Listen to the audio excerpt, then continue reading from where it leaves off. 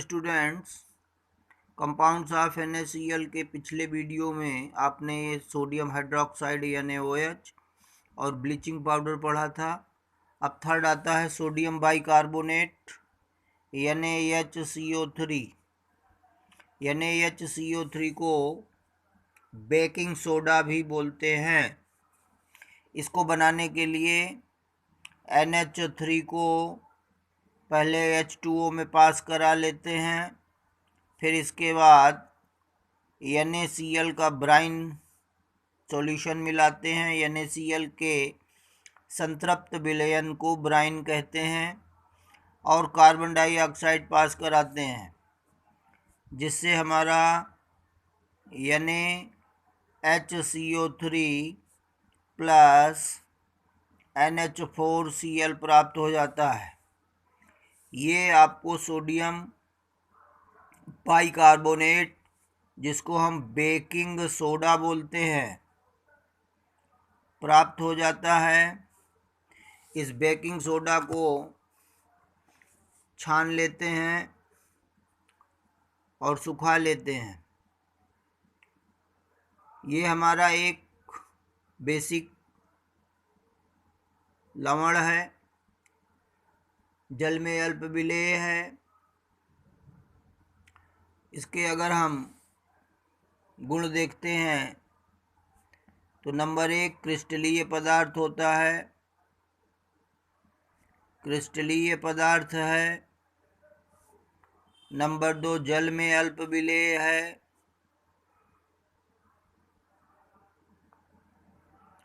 गर्म करने पर सोडियम कार्बोनेट में कन्वर्ट हो जाता है। 2NaHCO3 गर्म किया, Na2CO3 plus H2O plus CO2 acid के साथ CO2 गैस देता है, प्लस AHCl गैप से NaCl plus H2O plus CO2। इसके अगर हम उपयोग देखते हैं तो नंबर 1 ये बेकिंग पाउडर बनाने के काम आता है। और आपको ध्यान रहे, बेकिंग पाउडर जो होता है वो baking soda plus tartaric acid, इसका मिश्रण होता है। टार्टरिक अम्ल तथा बेकिंग सोडा का मिश्रण ही बेकिंग पाउडर कहलाता है। दूसरा उपयोग, यह एंटासिड के रूप में प्रयोग कराया जाता है। एंटासिड के रूप में प्रयोग होता है। आपने देखा होगा कि अगर हमारे पेट में अम्लीयता बढ़ जाती है, खट्टी डकारें आने लगती हैं, तो बेकिंग सोडा को फाँक कर पानी पी लिया जाता है, तो उससे ठीक हो जाता है। दूसरा, ये अग्निशामक यंत्र बनाने के काम आता है। अग्निशामक यंत्र बनाने में वो इसलिए कि जब हम बेकिंग सोडा की अभिक्रिया सल्फ्यूरिक अम्ल से कराएंगे तो लवण जल तथा CO2 बनेगा और वो CO2 हमारी आग को बुझा देगा। अगला कंपाउंड है आपका चौथा, Na2CO3। Na2CO3 डॉट 10H2O, जिसको हम धावन सोडा के नाम से जानते हैं।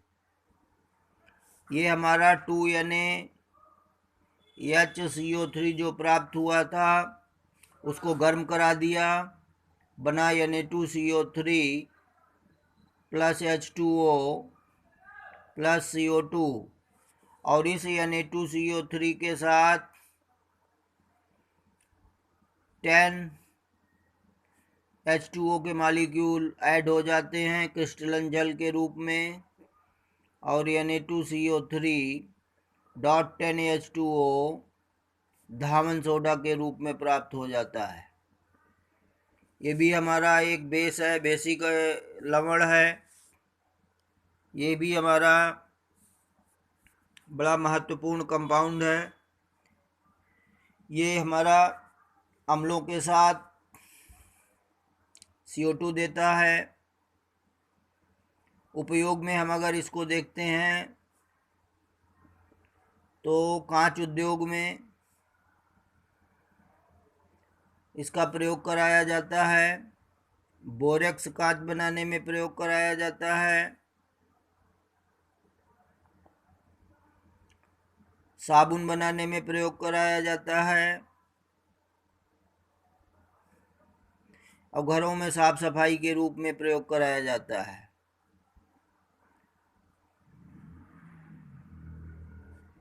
घरों में भी हमारा साफ सफाई के रूप में इसका प्रयोग कराया जाता है। और एक अति महत्वपूर्ण उपयोग है जल की स्थायी कठोरता दूर करने में। जल की स्थायी कठोरता दूर करने में, जल में जो स्थायी कठोरता होती है उसको दूर करने में भी इसका प्रयोग कराया जाता है। अगला कंपाउंड है आपका पीओपी। पीओपी को प्लास्टर ऑफ पेरिस भी कहा जाता है। प्लास्टर ऑफ पेरिस बनाने के लिए जिप्सम को 100 डिग्री सेंटीग्रेड गर्म कराया जाता है। 2CaSO4.2H2O, इसको हम जिप्सम बोलते हैं।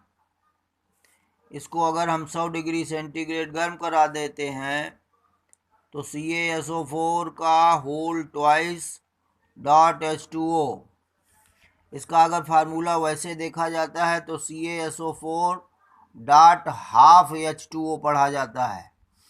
Calcium sulphate hemihydrate, calcium sulphate hemihydrate के नाम से इसको सूत्र को जानते हैं, जिसको पीओपी कहा जाता है। प्लस 3H2O हमारा ये बाहर निकल गया, ये हमारा प्राप्त हो गया पीओपी। इसका उपयोग अगर इस पीओपी में हम दोबारा फिर पानी मिला देंगे तो जिप्सम प्राप्त हो जाएगा। और उपयोग देखते हैं तो घरों में मूर्तियां बनाने में, हड्डियों को जोड़ने में,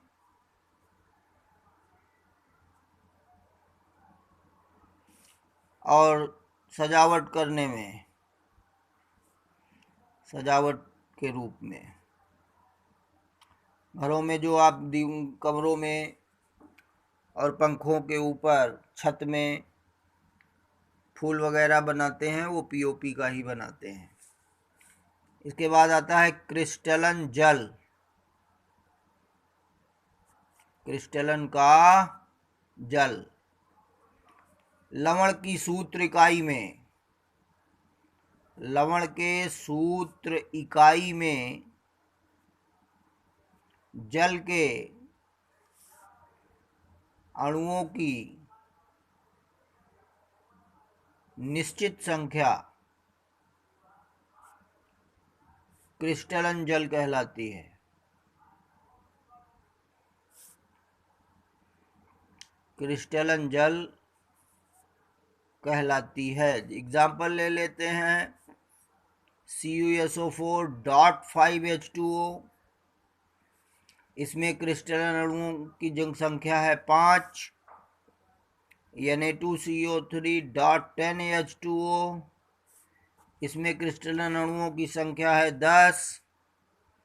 CaSO4.2H2O, इसमें क्रिस्टलन जल के अणुओं की संख्या है 2। FeSO4.7H2O, क्रिस्टलन अणुओं की संख्या जल की है 7। इस तरह से ये आपका चैप्टर पूर्ण होता है। इसकी बुक्स में दी गई एक्सरसाइज को करेंगे। आने वाले वीडियोस को प्राप्त करने के लिए चैनल को सब्सक्राइब करें। सब्सक्राइब करने का बटन दबाने के बाद बेल आइकन भी दबा दें। चैनल को लाइक भी करें और आने वाले वीडियोस को देखें।